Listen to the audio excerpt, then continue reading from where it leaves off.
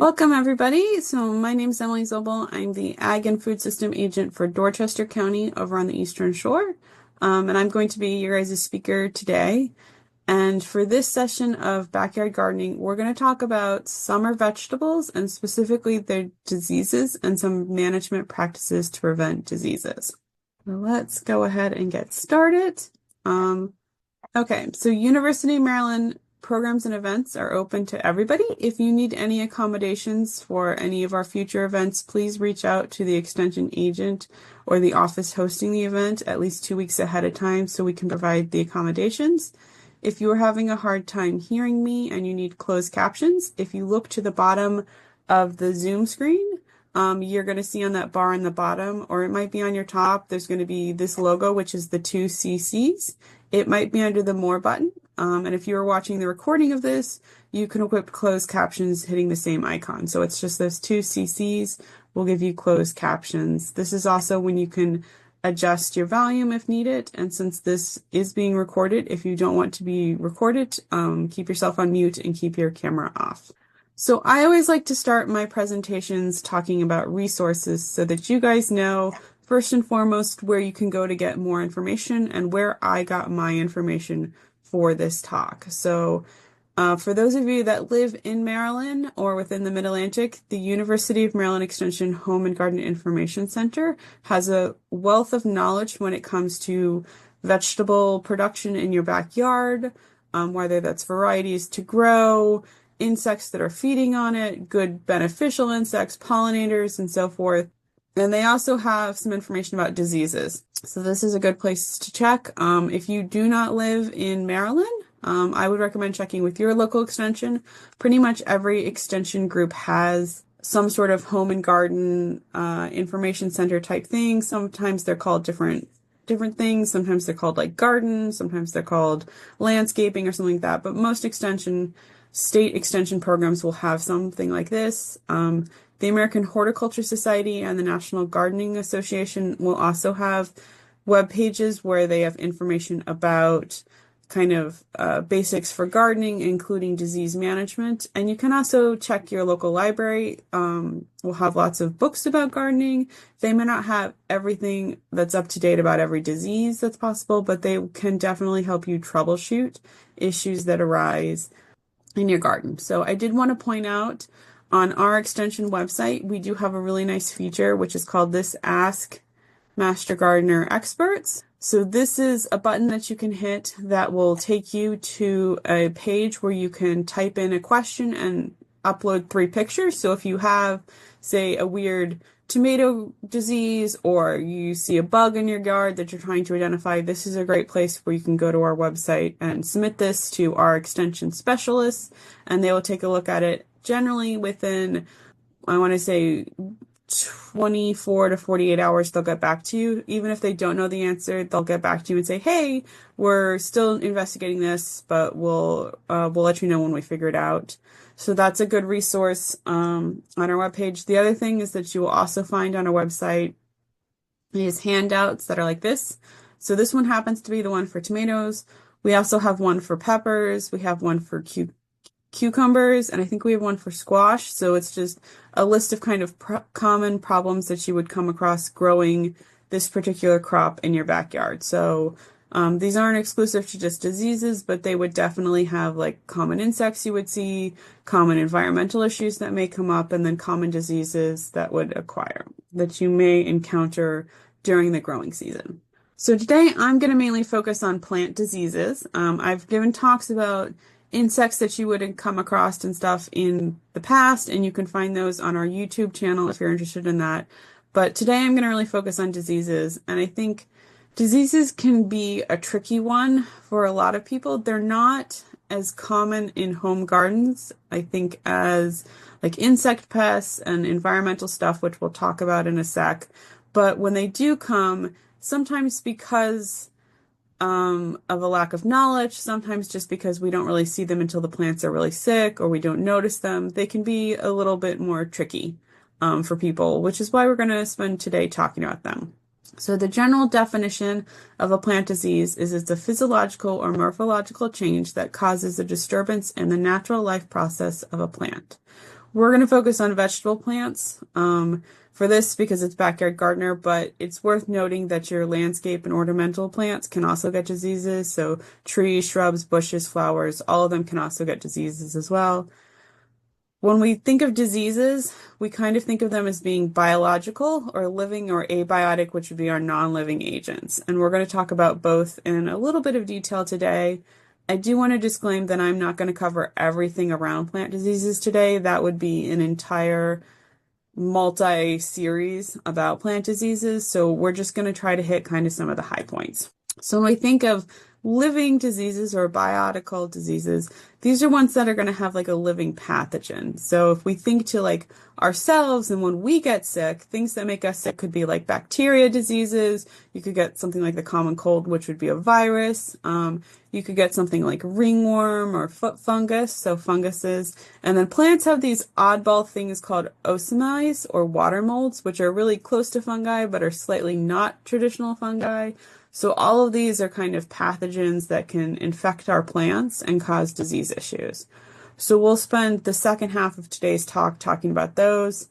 When we think of non-living diseases or abiotical diseases, these are our non-living kind of environmental factors. And sometimes these get excluded from diseases, sometimes they get included. I'm going to talk about them today because I think with the weird spring that we've had and with the hot summers we've had the past few years, these are things that you're likely going to see in your garden. So I think it's worth talking about at least the top three. So since these are non-living factors, these are environmental. You can see the list here. I'm not going to go into tons of details with the ones on the bottom. So I'm not going to talk about weather, phototoxicity, salt, or soil compaction. But we will talk a little bit about the top three: temperature, moisture, and nutrients. So when we're thinking about temperature extremes, there's two different levels that we can think of with this. So we can think of like really cold weather. So recently we had some cold snaps, especially out in Western Maryland. They had some nights that got down into the low 30s to the point where any of their soft winter plant or soft summer plants that had gotten put out might have cold damage on them. So cold damage is going to cause death to exposed tissue that has not been hardened off. It can cause leaf curling, which is what you're seeing here. It can cause leaf burn, which is what you're seeing here. So the tissue generally turns like a dark browny black kind of coloration. This is typical in the springtime around here where we have these fluctuating temperatures where you might have a super warm day where a plant might put on a lot of new growth and then all of a sudden you have a really cold night.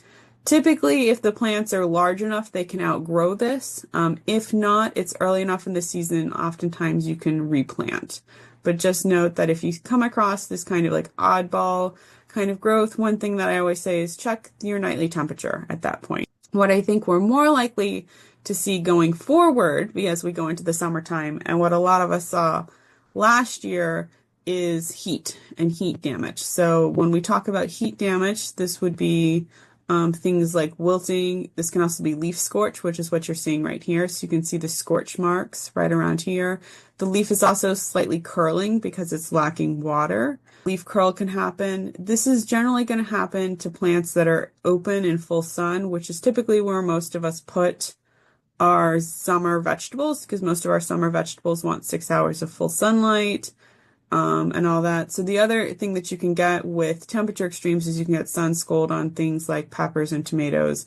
And this is a combination of just that hot sun burning or scalding the plant. So think of this as like you would get sunburned and you put on sunscreen. In this case, the plant can't put on sunscreen, so it gets a sunburn, and that burn causes the tissues in the fruit or the leaves to get really soft and to basically kill them.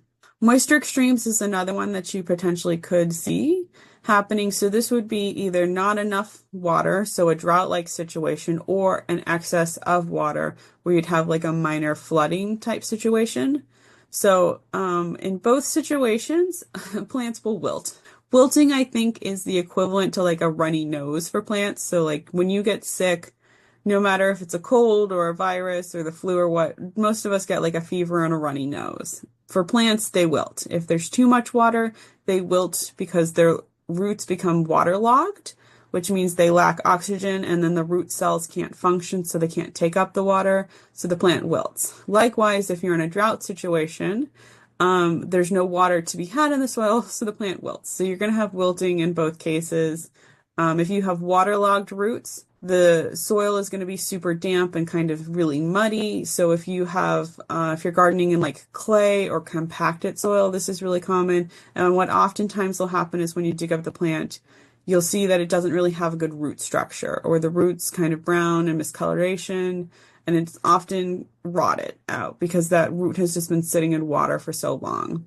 Stunting is common in both situations as well. So this is an example of a cucumber. No, this is a squash plant that is very tiny, but it's still putting on a flower. It's been on the ground for a while, but it just, via either too much water or lack of water, has not been able to adequately grow. When you get into a drought situation, you can also see discoloration, particularly yellowing, because while the plants are still trying to grow, they're lacking that minerals or the nutrients that they need to take up because they don't have water. Plants need water in order to take up nutrients in the soil. So if you don't have that, you're going to have what we call corosis, which is this yellowing. And then at some point, if this extends even longer, the plant will drop those leaves in return to keep the younger leaves that are still photosynthesizing. So this leads us to nutrient disorders. So one thing that'll oftentimes happen if you have too much or not enough water is you will get a nutrient disorder. This can also be if your soil is compacted or if you just are missing like a key nutrient in your soil. So here's an image where we have a tomato plant, and you can see that it's got various different colorations depending on the nutrient that it is missing. So some of the nutrients that our plants need are mobile, meaning that you will find them, or the discolor, because they're mobile, the plant can move them from like older leaves to newer leaves. So these ones, you would see this kind of coloration would change from the bottom. If you're looking at immobile nutrients, then this would be seen on the new growth. One thing to do is if you start to see this type of discoloration is to go out and investigate. So you can dig up your root system, you can check various different things. But one thing that we always recommend doing is every 3 years, you should get a soil test. And I don't say this is like go to your big box store and buy the little vials that you do the color changing thing. Those work in like a pinch, but like congratulations, you've found out that your soil pH is blue-green, which corresponds to 6 or 7 or 8, but that doesn't tell you how to amend it. Versus if you take a soil sample and send it off to a lab, then they will give you recommendations on how to amend your soil as well. And if you tell them specifically what you're growing, they'll cater it to that. And you can find a link of soil testing labs in our area on the University of Maryland Extension website. For those of you that are out of state, I would recommend reaching out to your local extension office because different areas across the United States use different methods based on the soil textures they have. But one thing that we'll note is soil pH can really interfere with nutrient uptake.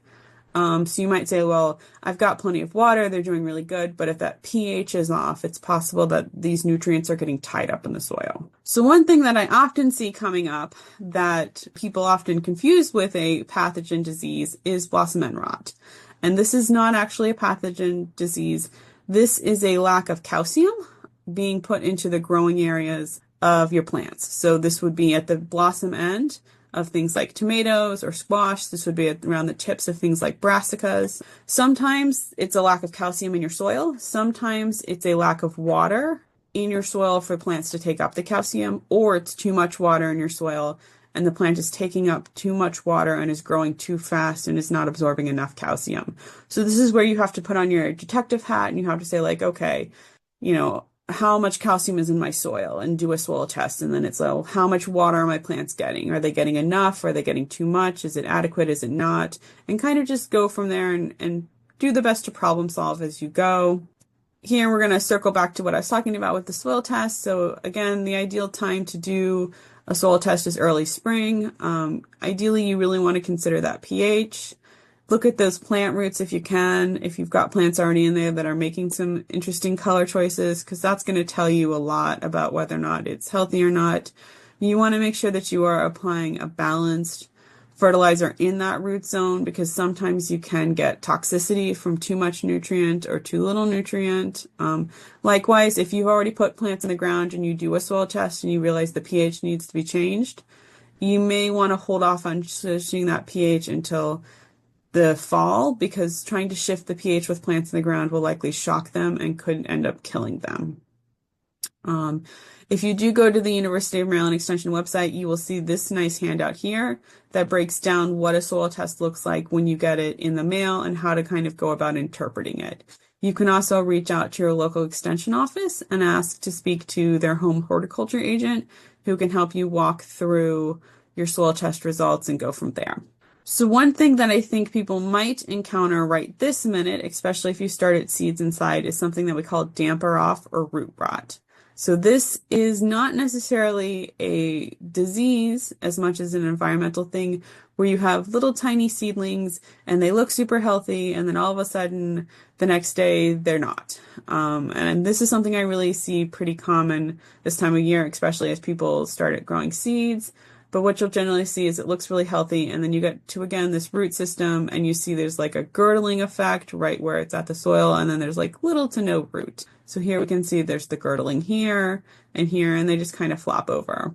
And this can be caused by lots of things. So most of the time when we're starting seeds, we're using a sterile potting media. So this isn't necessarily a disease issue as much as it's possible that the roots were too wet or were not wet enough or were too humid or not humid enough. So you just kind of need to play around with the growing system that you're working with.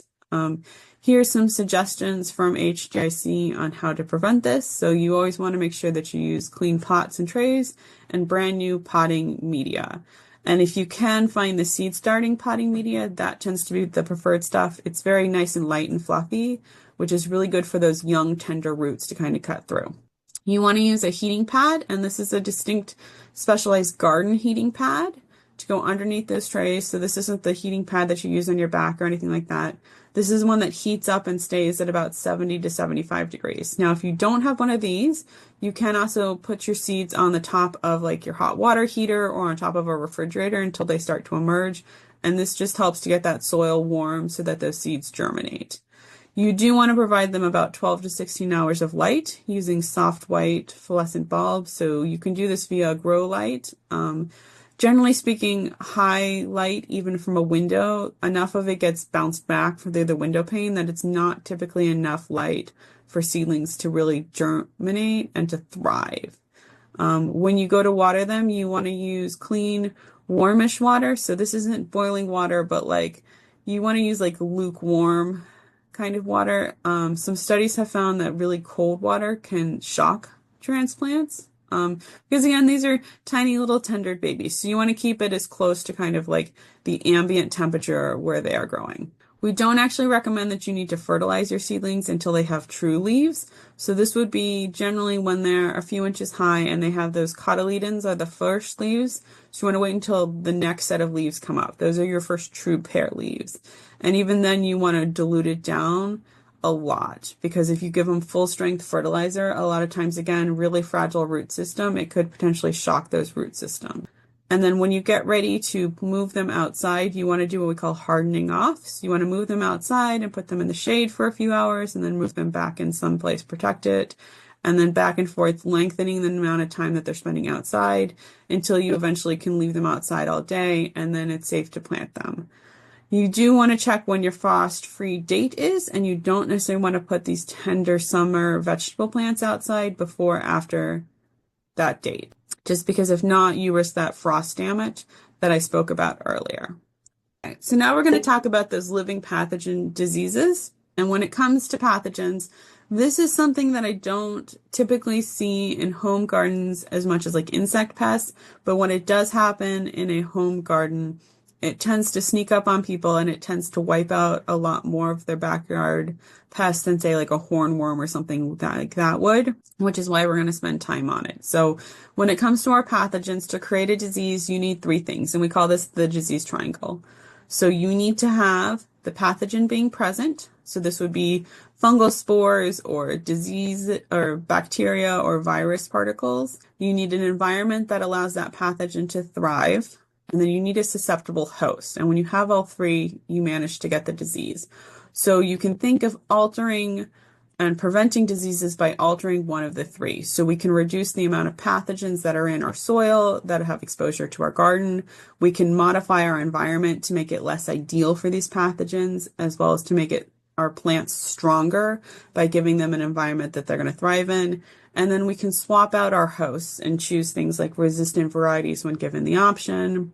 Start our hosts off with the best possibility of growing as possible to kind of resist the likelihood or prevent the likelihood of getting diseases. So there's three main types of pathogen diseases that I'm going to talk about today, and that's fungal, virus, and bacteria. So there's a few other kind of like oddballs that are out there, but these are the ones that I commonly see in people's gardens. All three you can see here can happen on leaves.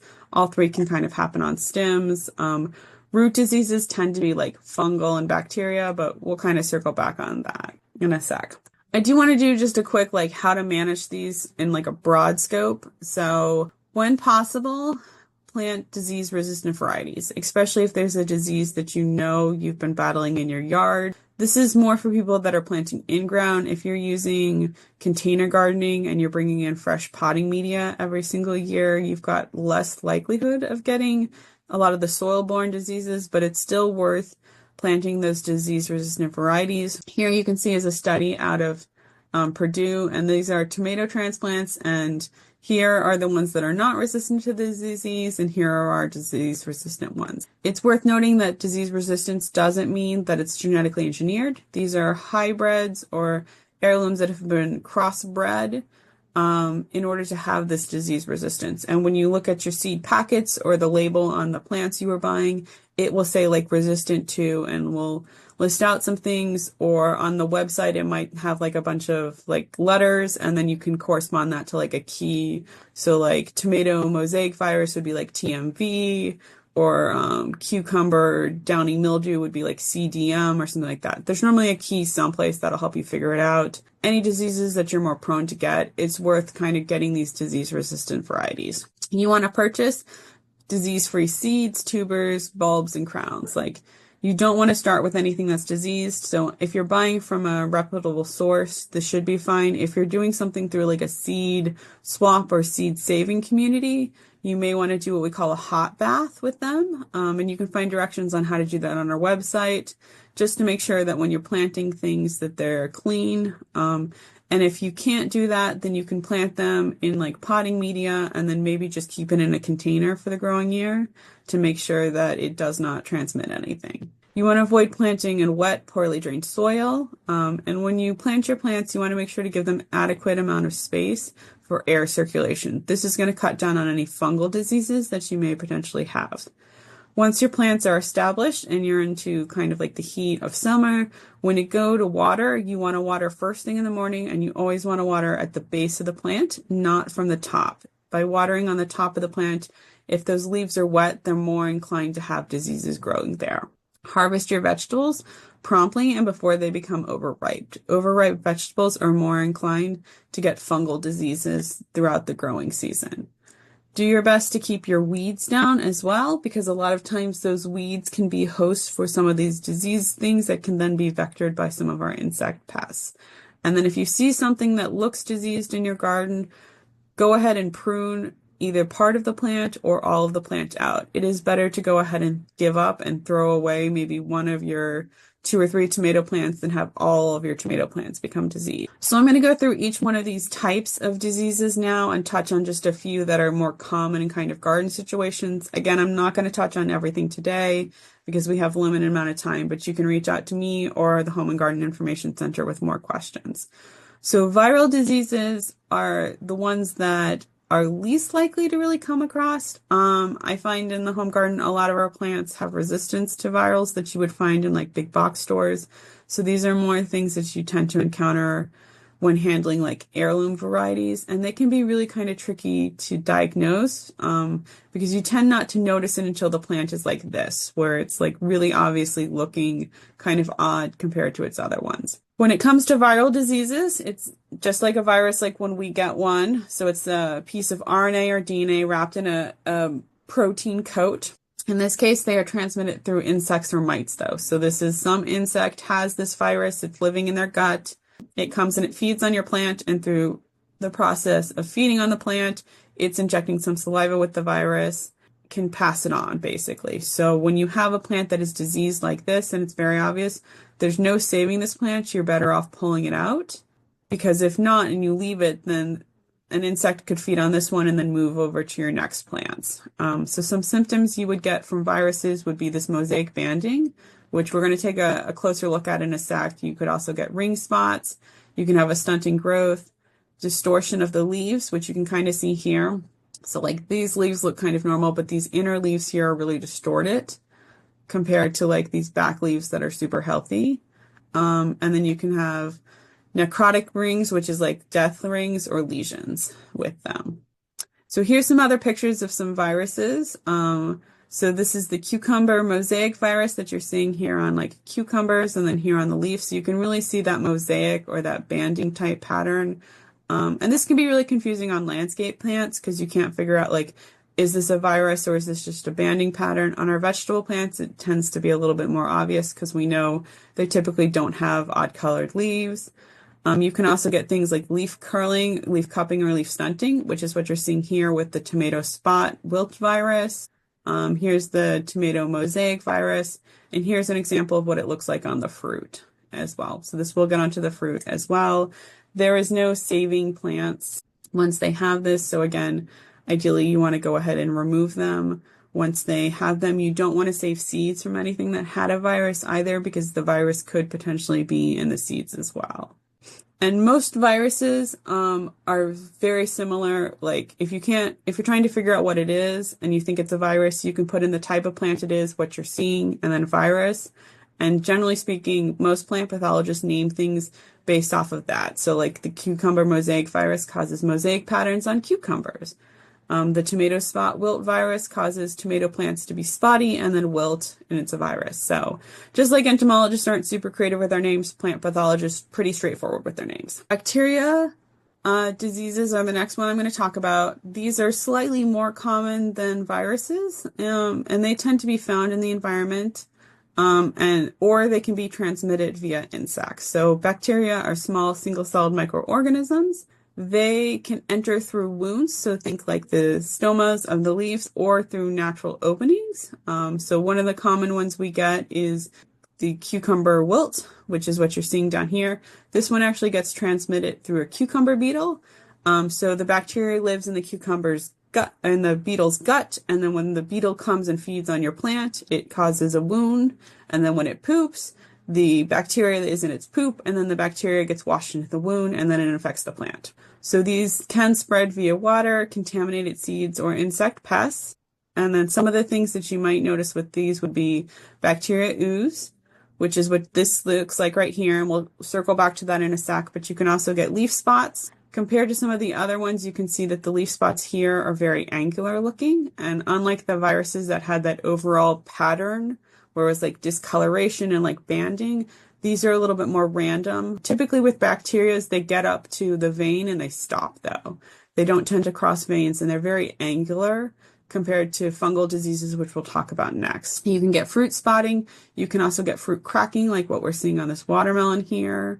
Wilting is also another common one that happens. And then your trees and woody things can get what we call cankers or galls, which is when you get this big swell of woody material. So one common bacteria disease that we will find in our area is bacteria leaf spot or leaf speckle. So these are two bacteria diseases that we get on a lot of our vegetables. So you can get them on cucumbers, you can get them on peppers, potatoes, tomatoes. There's one for cabbages as well. And generally you're again going to get these like leaf type spots that are a little bit more angular. You can also get them on the fruit. They tend to be like little dipped in type of things. That will be on there. These tend to be more likely to happen when we have warm, wet, humid weather, which again, very typical for summers in Maryland. So what'll happen, generally speaking, is this will appear on the leaves, and then it'll kind of gradually over time will grow. The leaves will drop, and then this can also in return lead to sun scald happening on your crops as well.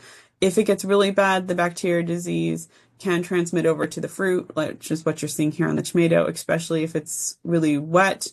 And again, they can jump over via like water. The bacteria that causes this will overwinter in your crop residue. So this is a good reason why we talk about cleaning up your garden at the end of the year, pulling out any and all of your plants, raking up all of those leaves. You can put down like fresh mulch or straw, or like woody plant leaves, but you don't want to leave any of the actual vegetable residue leaves down there.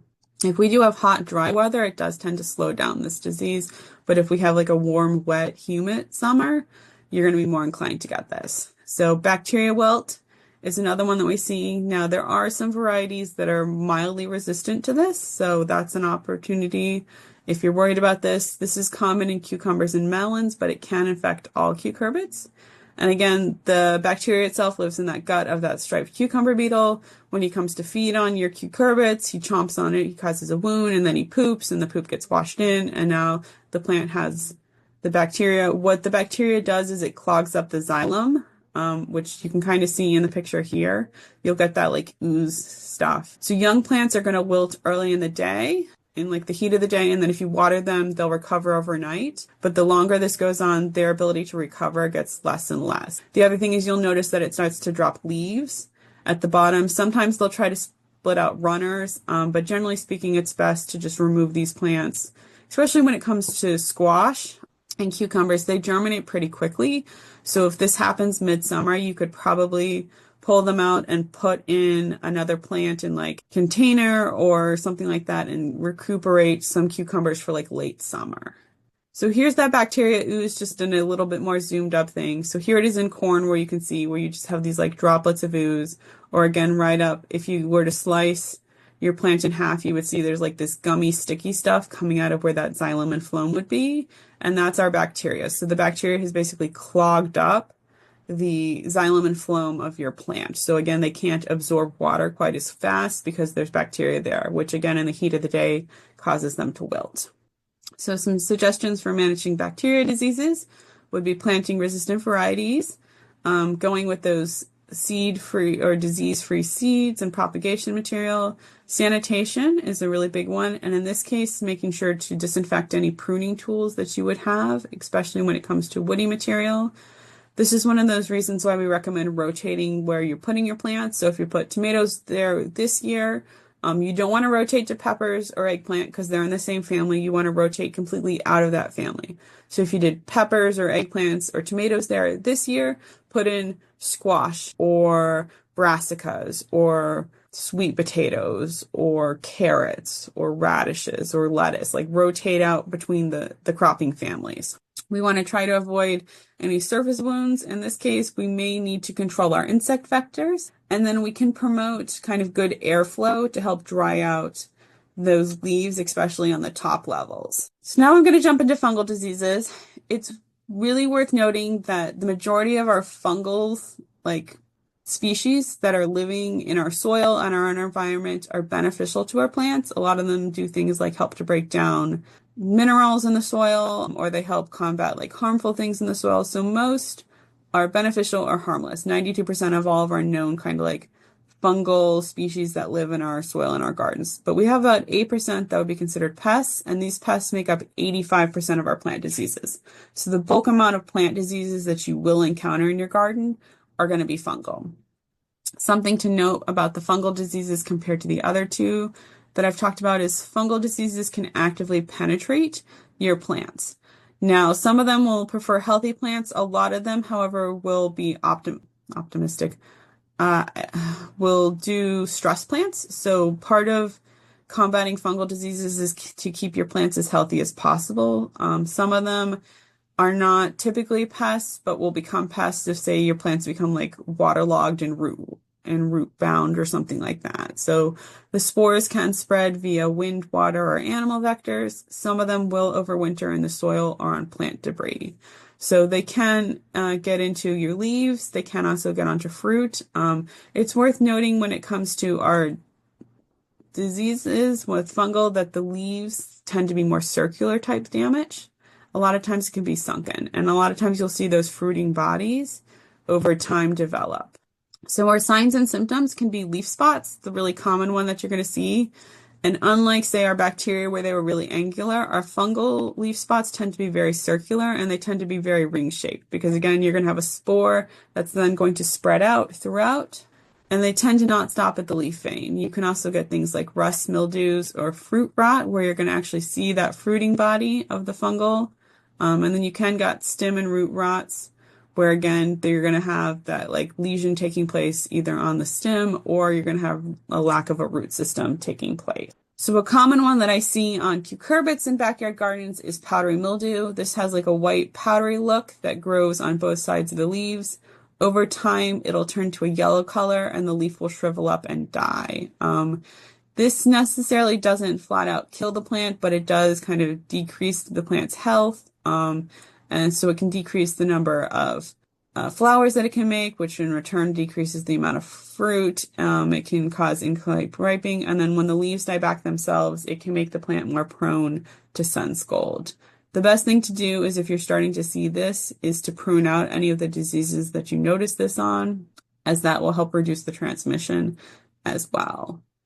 So another one that's common in cucurbits, particularly in squash, would be what we call wet rot. And this is an example of some soil pathogens that just happen to take advantage of the fact that you have overripe fruit that is touching the soil. So it typically happens at that blossom end on your squashes, when you have a warm, humid, kind of wet area, and then it just manages to infect and kind of take over. The best thing to do is as soon as you notice that the fruit is starting to get rotten, go ahead and remove it, disregard it, throw it away. What you can do to kind of reduce the likelihood of this is to put something like newspaper or straw mulch or cardboard underneath your plants, and that's just preventing them from having that direct contact with the soil where these pathogens are. Again, these are kind of not optimistic. They're opportunistic fungal pathogens, so they're generally perfectly fine. It's just when they have the opportunity to infect, they will. So anthracnose is another disease that we oftentimes see. This one has a wide range of hosts that you can see there. What it will actually end up on the leaves, it's not super detrimental. It ends up being these little sunken kind of round holes throughout. But what happens is if you let it go on the leaves, it will oftentimes jump to the fruit, and then you have these big sunken wet brown holes on your fruit, and they are unedible. The fungus will overwinter in the soil. So again, crop rotation is really key here. And then again, using things like mulch can be really useful to help reduce the likelihood of it getting up onto your plant and into your fruit. If you think you have this or you've tested positive for this, we recommend rotating out to a non-susceptible host plant for about 3 years. Within that 3-year process, any of the spores or anything that has built up in your soil will typically die out, and then you can rotate back in. So Fusarium wilt is one that you oftentimes see. I see this more commonly on tomatoes, but it can also affect beans as well, and cucurbits. And there's a variety that will do sweet potatoes. But this is another one that will get into that vascular system. So this is a fungal disease that gets into the vascular system. If you were to cut the system open, you're not going to see that gooey goop with the bacteria, but instead you're going to see this discoloration where it's brown. And what will generally happen is that these plants will wilt, especially during the heat of the day. And then if you water them, they'll recuperate, and then they'll look fine again in the morning, and then they'll wilt throughout the day. While this might vary from the bacteria wilt, is that you will notice some discoloration starting to happen or some corrosion. It'll generally happen with the bottom leaves first, and then the leaves will drop off as well. So again, if you start to see plants that look odd, but every plant around them looks healthy, you can dig them up, you can check the vascular system, and then maybe just disregard them. So reticular wilt is something that's very similar.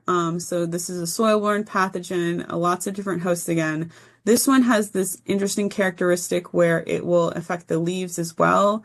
We've got this like yellow wedge-like shape happening, and then leaf curl and like corrosis and necrosis around the edges of the leaves. And it often happens on the bottom leaves on one side of the plant, and then over time will grow to take over the whole plant. And then you get something like this. So here we see we have a healthy plant, and here is a very dead plant. So the stem, when you cut it open, is going to be green in the middle and then that brown along the side. And we tend to see this happen more often when we have really cold temperatures. So if we get a summer where it's warm during the day but cool at night, that's when you tend to see this one pop up a little bit more. So Septoria leaf spot, this one is one that can get on a few different crops, but I tend to see it the most on tomatoes, and it will favor wet weather. So if we have a really wet spring and the beginning of the summer is kind of on the wetter side as well, this would be one to look out for. You're going to get these leaf spots happening, particularly on your lower leaves. So these like circular ones, they will have a yellow halo kind of around them. And then over time, they will get larger and larger, and the leaf will yellow, die, drop off. And then if left alone, it will eventually jump over to the fruit. And you can see that there is a fruit there that also has some of these similar lesions. And again, the pathogen survives in this case in the plant debris. So we want to make sure we do good garden sanitation and clean up all of our debris. One thing that you can do to slow this disease down is to remove those bottom leaves. That will prevent it from kind of moving its way up faster, but at some point the whole plant may potentially fall to it. So you may want to go ahead and just remove the entire plant. Increasing air circulation and reducing the number of leaves that you have on the plant would also be something that would be useful. So especially once your tomato plant switches over to starting to produce flowers and fruit, you can prune off some of those leaves and it will continue to still do flowers and fruit. Water your plant at the base again, and then again you can remove those bottom leaves. There are some fungicides that will work on this one, but you will just need to check the label. So, which takes me into disease management. So in general, when given the possibility, just like with the other ones, you want to select those varieties that have built-in resistance with them. We want to make sure we do good fertilizer and water management. So watering close to the base of the plants, making sure our leaves aren't soaking wet, making sure that we're providing our plants with an adequate balanced fertilizer regimen. So not overloading the nitrogen or the phosphorus on either one, keeping them more balanced. Make sure you swap out where things are getting placed every 3 years. Make sure you clean up all your crop debris, sanitizing things like tomato cages. And to some point, you can kind of shift your plant dates and locations. So if you've been dealing with one of these diseases for a while, you might say, okay, instead of planting in the ground this year, I'm going to do my tomatoes in containers. Or I know that we've had a kind of wet spring so far, so I'm going to keep my plants in containers and I'm going to not put them in the ground until maybe end of May, when I know we're kind of past the wet spring season. There are some fungicides that can be used to help control specifically just the fungal pathogens. There is no chemical that will help control the virus or the bacterial diseases. It's important if you decide to use a fungicide that you read and follow those directions. They're going to tell you how much you need to apply, when it needs to be applied, and how to go about applying it, and what sort of safety equipment you need to be wearing to make sure that it does not harm you. There's a wide variety of organic options, such as copper sulfate, horticulture oils, neem oils, and bicarbonate. Again, make sure you read the label because the overuse of any of these can also cause damage to your plants. As you can see in the picture here, we have a plant that's got some yellowing along the tip. This one is actually caused from copper toxicity, where they applied a high-strength copper mixture straight onto this plant and it absorbed the copper and it ended up causing this corrosiveness. So the last one I'm going to touch on kind of falls underneath fungal diseases, but they're not technically fungus. So these are the osmias or the water molds. So these are very fungal-like. They tend to have very similar symptoms to our fungal diseases, but sometimes they can be a bit trickier to handle. Sometimes the fungicides work on them, sometimes they don't. So it's going to vary. So you're going to want to look at them. The common one that I see in home gardens is downy mildew. So this is going to be very similar. You're going to have kind of these angular leaf spots that are going to be restricted by your leaf vein. You're going to have a pale green to yellow coloration. And then if you let it go long enough, they're going to have this like fluffy look to them that you're going to see. So here we can see like the brownness and like it's the fluffiness. So these are the sporadulas on the underside of the leaves. I typically see this on basil, which is what you're seeing here. This can also cause leaf curl and defoliation to your plants as well. Here's another picture of close up. So in this case, you're going to have a leaf that's going to have both powdery mildew, which is the white, and then downy mildew, which is the black. And if you were to flip over the leaf, the powdery mildew again is going to be white, and the downy mildew is going to cause yellow on the top, but it's going to look black, puffy on the bottom. So one of the other water molds that I think gives people the most havoc is Phytophthora. This is a soil-borne disease, and again, it can get into a lot of our common vegetable crops. So things like tomatoes, peppers, squash, cucumbers, and eggplants tend to be the ones I most commonly see with this. This is more common in poorly drained soils because when your plants are kind of already stressed and they've got like a root rot taking place, they're more prone for this. This will typically infect the crown or the root first, so you'll end up getting this like discoloration right at your soil level. Sometimes it will splash up and get onto your leaves or your fruit that's being grown close to the soil level. You'll also get these lesions that will happen as well. It tends to have like a white powdery look to it compared to some of the other like fruit rots that we will get. And again, this one tends to get splashed up from the soil on it. So if you end up getting this, rotating out is your best option. And I would, again, if it's hard for you to rotate out because it's got kind of these really common crops that we like, this is an opportunity for you to switch to maybe container gardening for a year or two. Especially if you've got really poor draining soil, you might want to try to amend that soil through cover crops or adding more organic matter or doing like a raised bed type setting in order to alleviate this. So with that, that's kind of a quick and dirty overview of some plant diseases that you may encounter this summer, and I will take any questions if anyone has any. So with that, thank you everyone for coming, and we'll go ahead and let you guys enjoy the rest of this gorgeous day. Yeah, thank you all for being here. I hope we got to everybody's questions. We're really excited to have a very different and unique topic in 2 weeks. So bye, everybody.